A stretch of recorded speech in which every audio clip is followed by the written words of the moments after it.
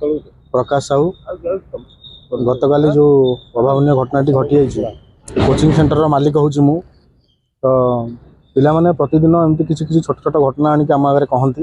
ये बाटर गला बेले सार एमती हैरान हो कौन करिया मुझे तार समाधान करने चेष्टा करे बहुत समाधान अभिभावक सहित डकई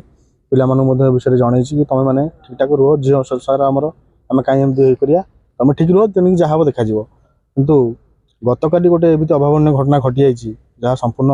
अंचल को निंदा और आमको बहुत खराब लगुच पिला माने संध्या 6:30 भितर ट्यूशन छाड़ी फेरी घर को से समय 3 जन मद्यप व्यक्ति पिला माने अंचल पिला माने अटकई असदाचरण करने सहित बहुत धमक चमक देते भल पाइबापी बाध्य कर जहाँ पिला माने आसी मत जनइले जनइबा परे मु सांगे सांगे पिला कहली कि तुम अभिभावक ये जनाओ आप आम कि गोटे मंतव्य नेबा एवं पिला माने अभिभावक जनइबा परे अभिभावक माने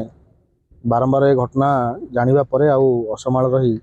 से माने सांगे सांगे थानार द्वारस्थ होते पिला मानक सह एवं काली आम 6:30 ରୁ 7ଟା भितर आसी थाना पहुँचलु एवं एफआईआर देलु एफआईआर परे पिला मानकर मध्य बयान नियागला दीर्घ 2 घंटा धरी बयान नियागला बयान निया परे पीसीआर गाड़ी जाइथिला गाँ को पिला माने से पिला माने सब फेरार अच्छी अभिभावक सहित कथबार्ता परामर्श करते आम थाना जाऊ जाऊ पाखापाखि राति 11:30 ରୁ 12ଟା होगला पिला माने बर्तमान एबे भयभीत अवस्था अच्छी पाठ पढ़ाई काली ठारू पिला मानकर पाठपढ़ा बंद एवं एबे पिला माने थाना रे अच्छी बयान रेकर्ड कर दोषी माने धरा पड़ी ना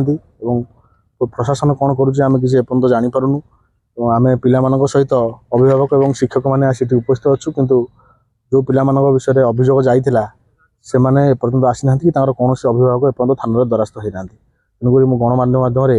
एति कहवाई चाहूँगी जे पिला मानक न्याय मिलू एवं आसंता समय यहपरी परिस्थिति सृष्टि न हो कि पिला मानक पाठपढ़ार व्याधा न आसू पिला मानक जो मैंने भी हैरान कर उचित दंड दि जाऊ एटा मोर गणमाध्यम माध्यम आपण मानक विनीत अनुरोध।